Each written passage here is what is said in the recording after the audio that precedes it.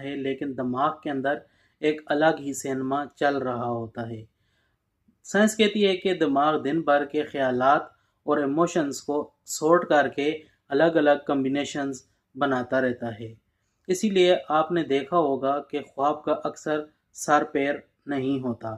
کے طور پر اگر آپ دن کو ایگزامز کے بارے میں سوچ سوچ کر سو جاتے ہیں تو آپ کو خواب میں ایگزامینیشن حال نظر آئے گا، یا دن میں آپ کسی شخص کے بارے میں سوچ رہے ہیں تو رات کو خواب میں اکثر آپ کو وہ شخص دکھائی دے گا۔ اور کریٹیوٹی کا بھی خواب کے ساتھ بہت گہرا تعلق ہے۔